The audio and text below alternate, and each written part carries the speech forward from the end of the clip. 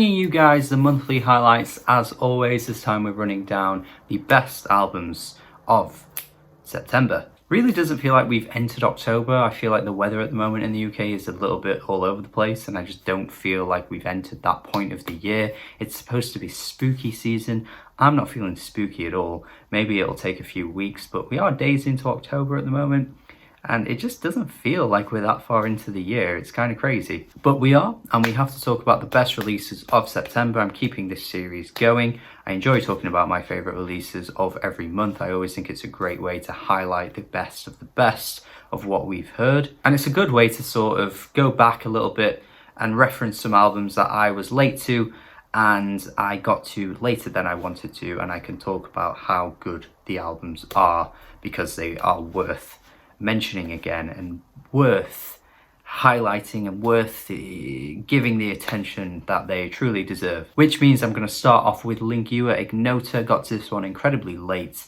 but it took some time. It took a little bit of doing, but I did really start to love this album, and I find Lingua Ignota's approach just incredibly unique. There isn't really anyone else out there like her, I don't think, at the moment. I think the way she words things is very bold and very impressive. I didn't like the 2019 album too much, although I did, seem to be in the minority with that one because some people still absolutely adore that thing. I get it. I think the 2017 album All Bitches Die is better, but this one here is possibly her best album to date, and it strips away a lot of what she was doing on those first two albums and just goes in this very minimal direction.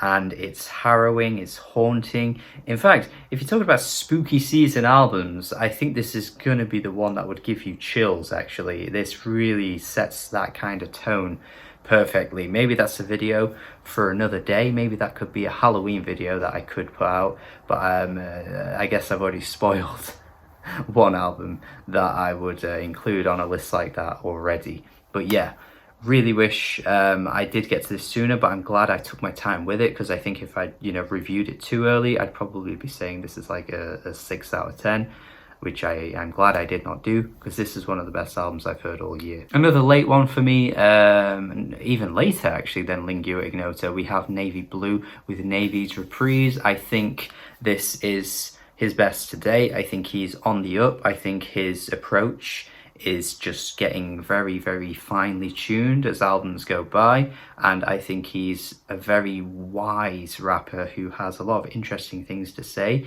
Too many things at points, actually. I think he could hone in things even more and be a bit more direct with the themes within tracks, actually, because if he gets that right, I think he'll be a true force in hip-hop, and he's already on his way anyway, so that doesn't really matter too much. But yeah, it's an incredibly soulful album. I think the production really bloody steals the show in places. Like some of these tracks are produced perfectly.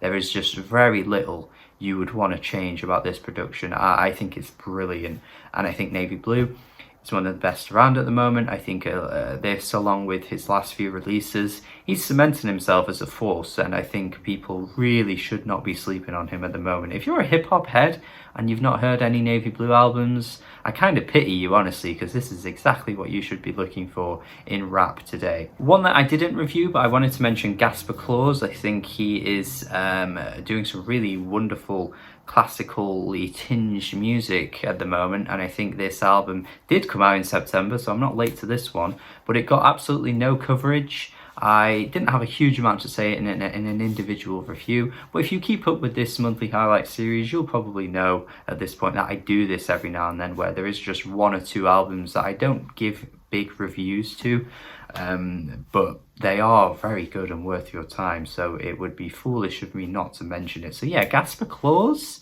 delivering the gifts with this album, just like his daddy Santa Claus. Once again, I'm here to highlight Machinedrum.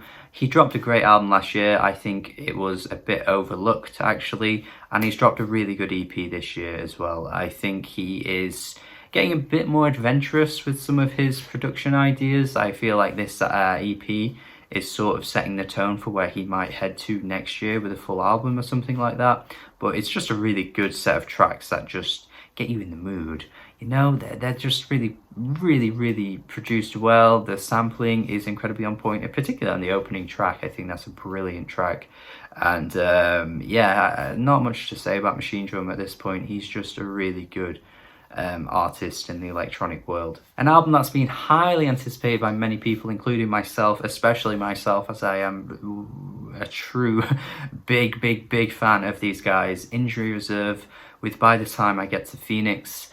Can't not mention this one. I mean, it is just so good. It's absolutely boundary pushing in ways that I don't think anyone was expecting Injury Reserve to deliver. Not to say that I didn't think they could achieve this, but I just think going from the last album to this one is just truly mind-boggling. But I've been championing how good Parker Corey is as a producer for the longest time now. Like, I'm not afraid to say that he is top 3 producers around at the moment. I know everyone loves to highlight, you know, I guess The Alchemist is one that people talk about a lot at the moment, and absolutely no reason why you shouldn't mention The Alchemist. But Parker Corey, he's been killing it since like 2015.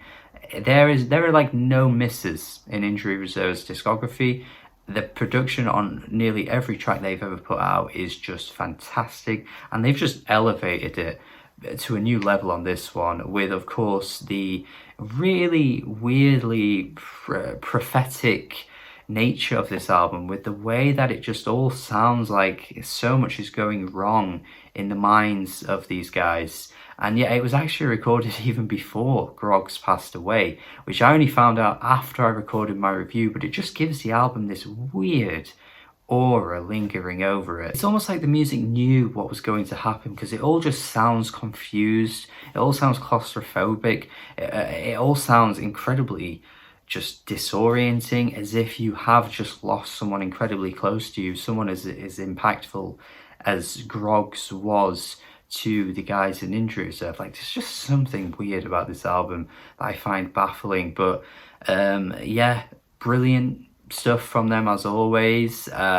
Just impressive as hell. And what I find weird about this album is that every time I listen to it, I swear it sounds different. Like, there are points on the album that some tracks just sound different every time you play it. I can't quite fathom it, but they've done that. And finally, before I talk about Injury Reserve for the rest of the day, unintentionally going on for hours and hours and hours, I do want to mention Little Simz as my album of the month. Little Simz with this album here, Simbi, as people are referring to it as, is her best album to date. I mean, that's just my opinion. I'm not exactly mad at you if you think Grey Area is the best album to date. I think that's a totally acceptable opinion to have. But I do think this album here elevates everything she was doing before to a new level. And I think production-wise, similarly with Navy Blue, it just sounds pristine. Like, there's no foot wrong, there's no mistakes anywhere. Everything just sounds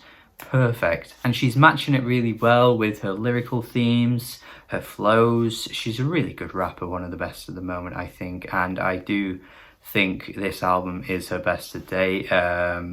Just beautiful. Some of the tracks towards the end actually as well are beautiful, absolutely beautiful. She brings the soul, she brings jazzy elements, she brings so much to this album. She brings the Afro beats as well in the second half of the album, which I was really impressed with. She's just nailing it. She's nailed it, and I think this is dead set on being many people's favourite album of the year by the end of the year, to be honest. It might not be, you know, everyone's favourite album of the year, but I could imagine a lot of people having this as their favourite. I'm also pretty confident that when we get to the Mercury Prize next year, the UK Mercury Prize, this is dead set on winning. Like, I'd be very shocked to see this not at least get nominated, and I think it's going to win too. So even without that, it's a great album. Thank you for watching as always. Let me know what you think are your favourite albums of the past month. If I've missed any off, if I, you know, if I've slept on any or anything like that, would love to see what you guys have to say. Check out my Patreon as well if you are interested. Would love to see you guys support me on there. I'd absolutely be hugely grateful. And I'd also love it if you could subscribe as well if you haven't already. Thank you. Good